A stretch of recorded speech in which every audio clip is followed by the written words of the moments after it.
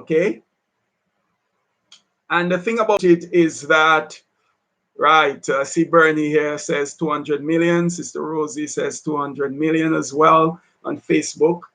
Yes. And this is something that is significant. John would have never probably thought that he would have seen something like that. He could not have counted, all of that for sure. He probably would have been confused while he attempted to count. But he said he heard, right, the number. That's what he tells us. Okay, he heard their number, right? 200 million.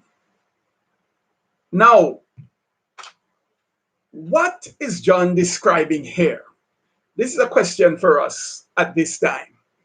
Is he describing an army of demons? Remember, we were focusing earlier on that army of locusts, scorpion-like locusts earlier. That was a huge army itself. Remember, we were told that they were not given the authority to kill humans, but to torment them. Right? Is that the same army that we have here? We have a different description, though. So it might have been a different army, most likely here. Is it against the nation of Israel?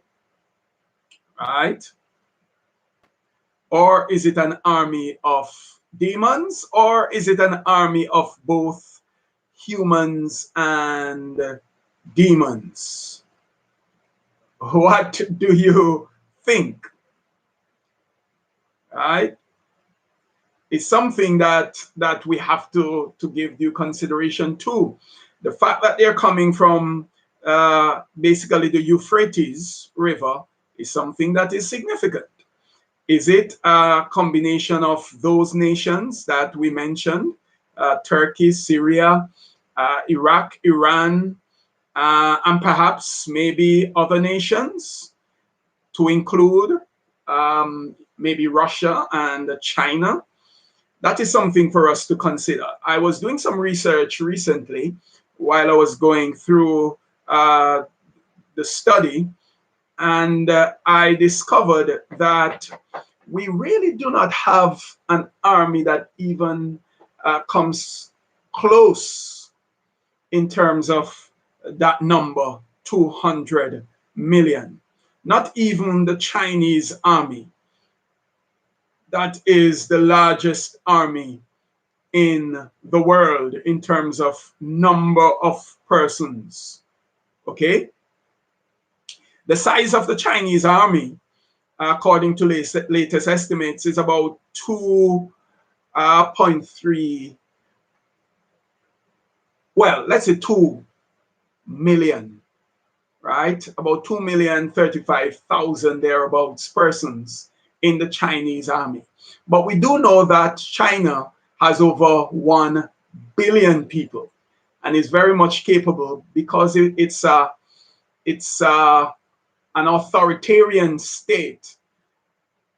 It's very much capable of having many of its citizens to form a massive army at any time, right? So it's possible that China could be a force in the world very, very soon. The next largest army, I think, is the US Army with 1.3 million, and the Indian Army comes afterwards with about 1 million, and growing. Okay. Some say that the Indian Army is larger than the US Army. Some say that the Indian Army has 1.4 million, the US 1.3. The Democratic Republic of Korea, 1.2. That is North Korea. The Russian Federation, 900,000, and so on. So there is no army that numbers 200 million or comes close. So it would have to be a federation of armies from the east, right, coming up against the nation of Israel, and that would have worldwide repercussions, perhaps start the Third World War, which might lead to the destruction of 1/3 of humanity. Okay? So if it is indeed a human army, then it would have to be an army that includes many armies of the East coming together, and not just the current armies, but many more persons, especially in China, joining that massive army from the east of the Euphrates as well. So is it 200 million human beings, or is it 200 million demonic forces? We are not too sure. There is no clarity at all in the book of Revelation itself as to what John was referring to, right? Okay. But John tells us that he heard the number, suggesting that he was sure about it, and it perhaps should be taken literally, that he meant 200 million, twice 10,000 times 10,000. Okay? My sisters and brothers, I can tell you that this world is yet to see some things that it has never ever seen before, right?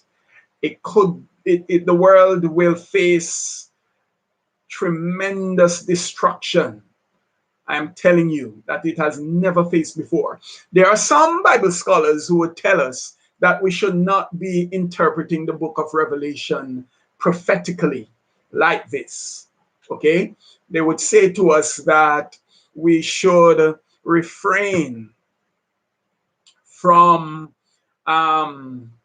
having that kind of futuristic interpretation.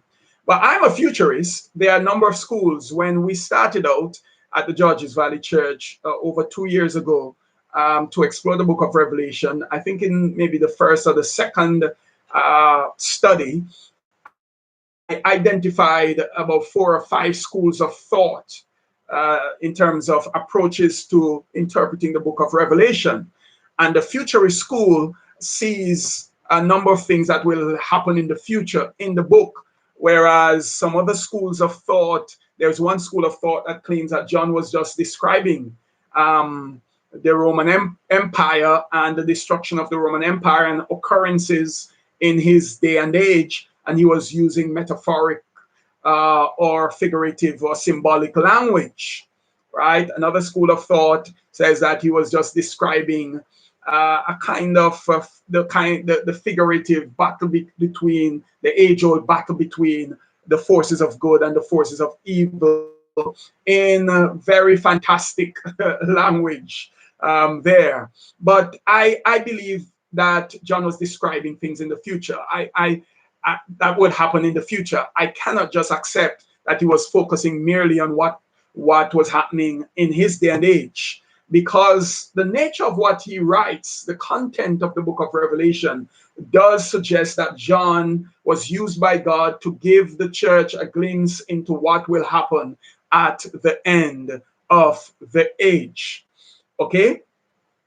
So I can say to you, my sisters and brothers, that I believe that John was describing what will happen in the end times.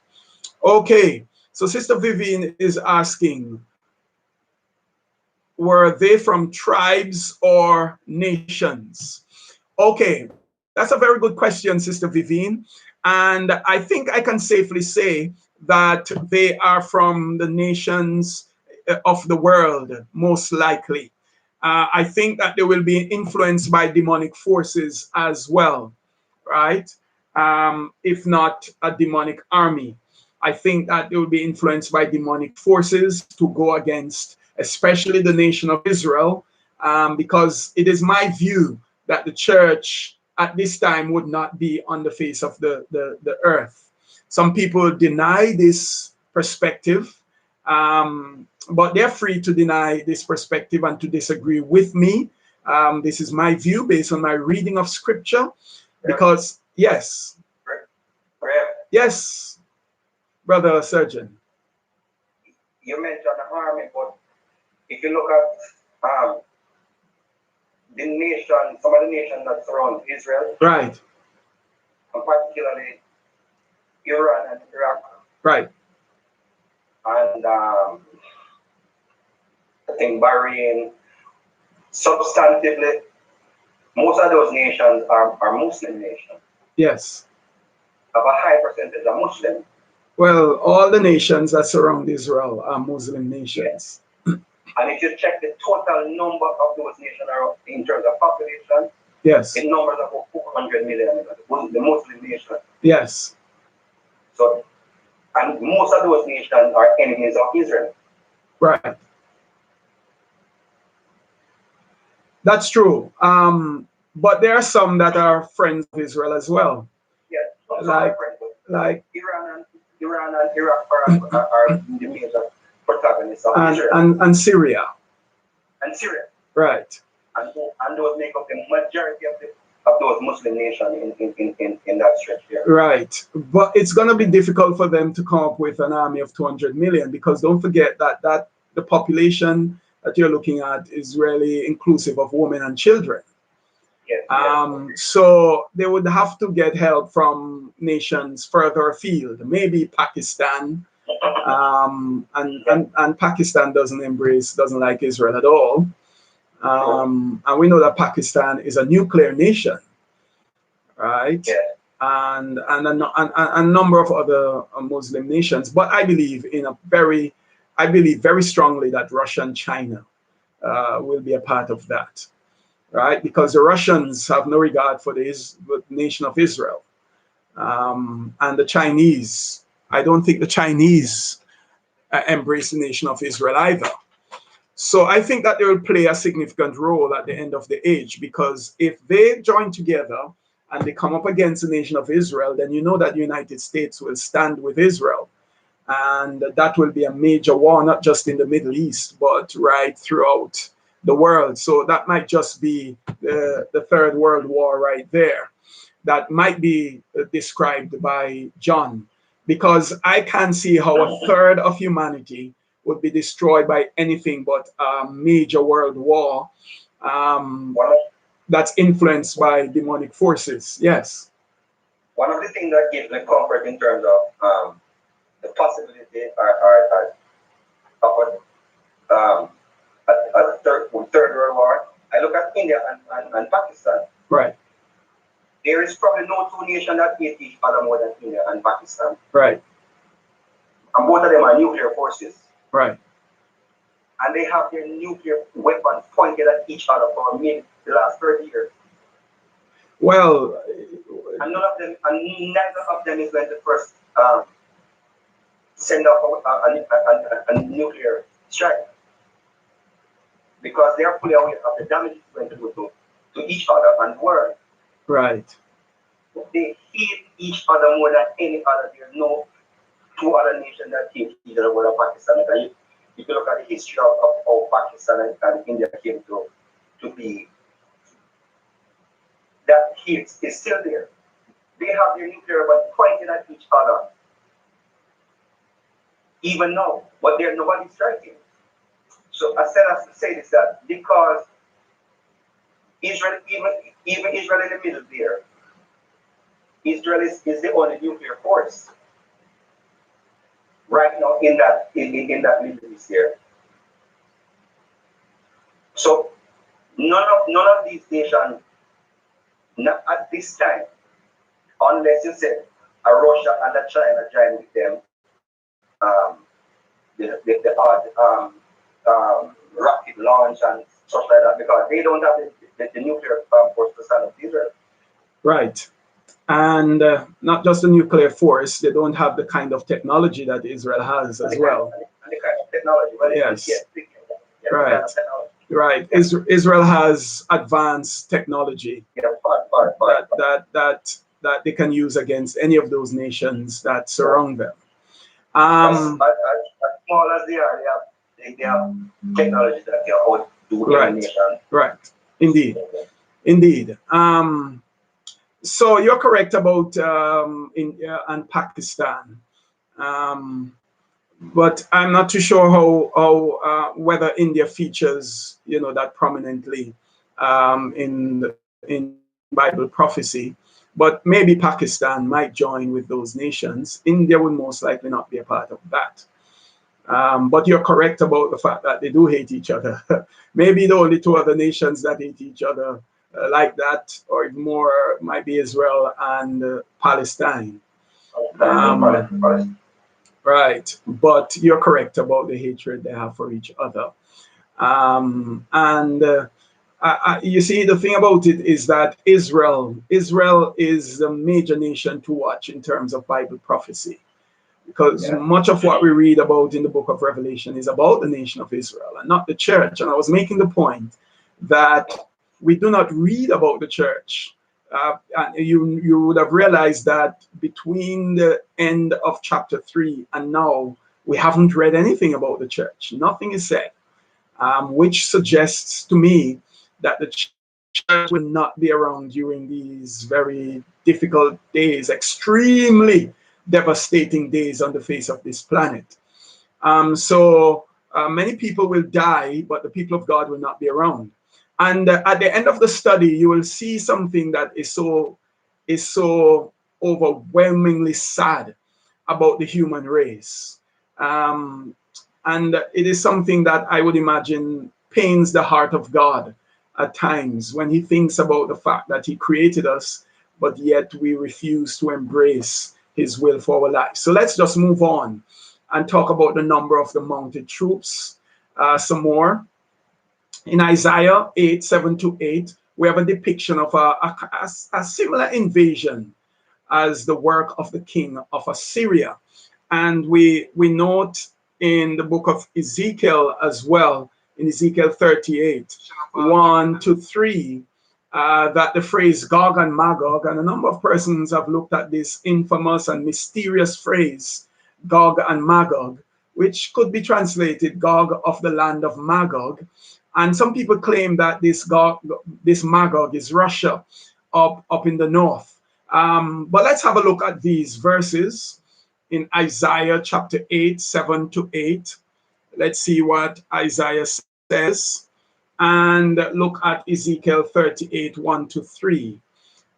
If someone could find Ezekiel 38, 1-3, I would appreciate it. I am finding Isaiah chapter 8. I am there now, verses 7-8. Let me start at verse 5 that says, "The Lord spoke to me again, because this people has rejected the gently flowing waters of Shiloh and rejoices over Rezim and the son of Ramallah. Therefore, the Lord is about to bring about against them the mighty flood waters of the Euphrates." And I think we read this last week. "The king of Assyria with all his pomp, it will overflow all its channels, run over all its banks, and sweep on into Judah, swirling over it, passing through it, and reaching up to the neck. Its outspread wings will cover the breadth of your land, Emmanuel." My God, that's going to be a mighty invasion of the land of Israel. That will take place. I can say that without batting an eyelash, that Israel will certainly be invaded at the end of the age. What happened in Isaiah's time will happen again. History will repeat itself. Let's turn to Ezekiel chapter 38, 1-3. Has anyone in the Zoom room found it? You may read it for us. Please, if you have found it, Ezekiel 38, 1-3. Found it. Go ahead. It says, "Now the word of the Lord came to me, saying, Son of man, set your face against Gog and the land of Magog, prince of Rosh, Meshech, and Tubal, and prophesy against him, and say, Thus says the Lord God." Oh, I went away. Thus Verse 3. Thus says the Lord God, "Behold, I am against you, O God, the prince of Rosh, Meshech, and Tubal." My, that is important right there.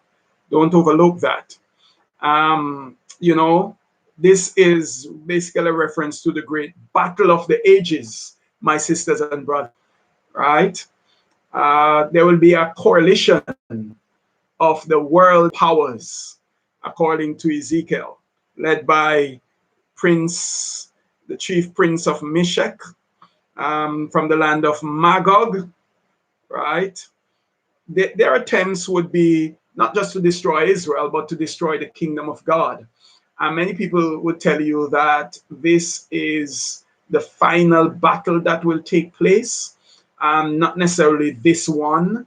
That's what some scholars are saying, that this is not the one that is being referred to here in Ezekiel 38, 1 to 3.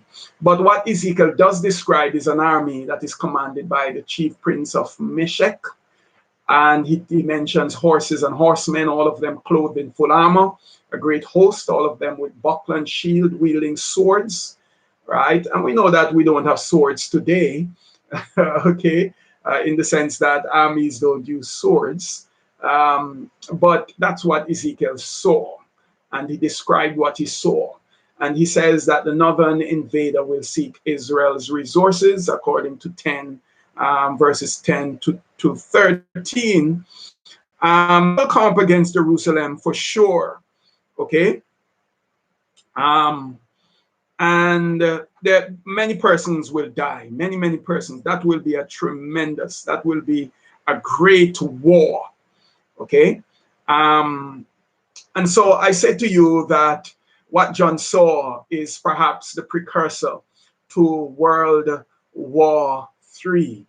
Okay? John tells us that the horses and riders I saw in my vision looked like this. Their breastplates were fiery red, dark blue, and yellow as sulfur. The heads of the horses resembled the heads of lions, and out of their mouths came fire, smoke, and sulfur. So John describes here the breastplates of the horsemen or riders, the heads of the horses, and the mouths of the horses. Okay? So I want you to know the three different aspects that he identifies here. Okay? He tells us about the breastplates of the horsemen. Right? Give me 1 second. The breastplates of the horsemen or the riders, the heads of the horses, and the mouths of the horses. So relative to the breastplates of the horsemen, let me just make that correction. We note here that they are fiery red, dark blue, and yellow as sulfur, right?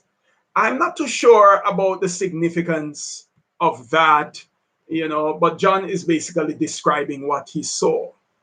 Okay?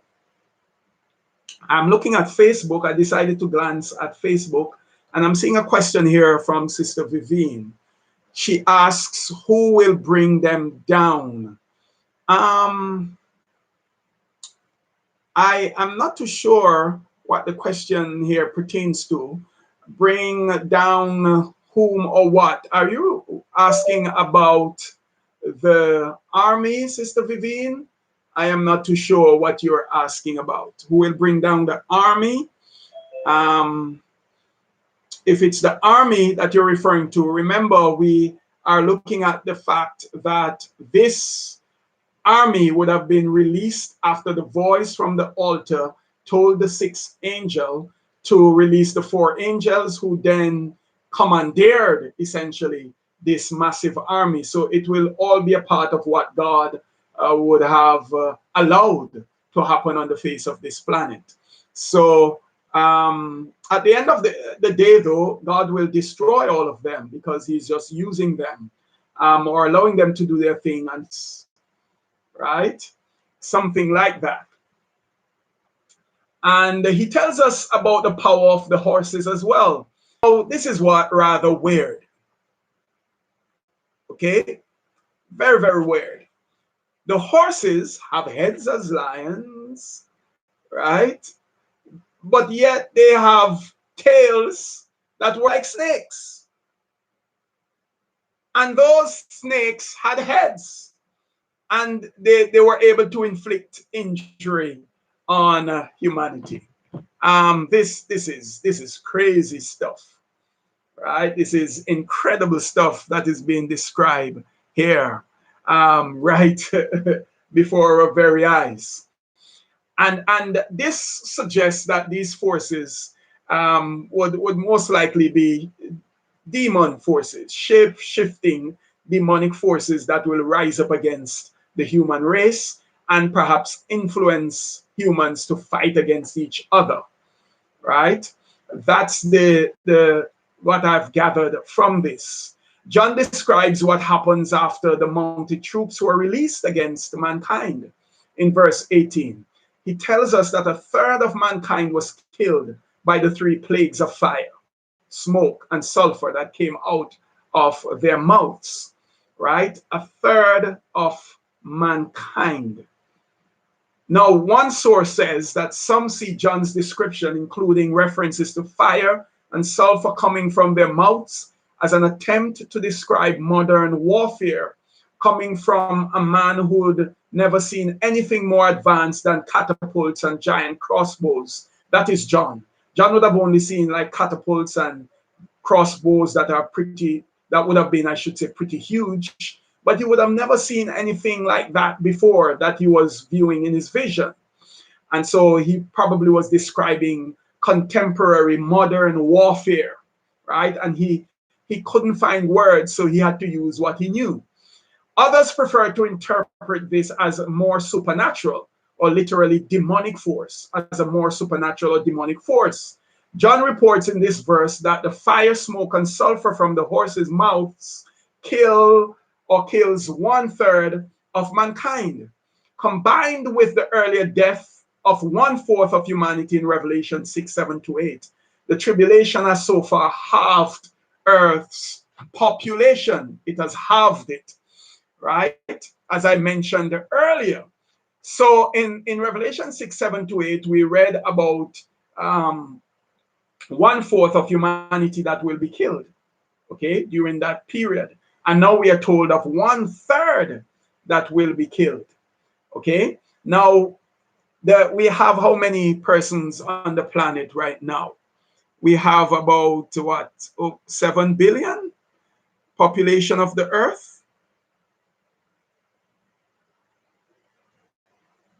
I think that's it. Let me just verify the earth's population.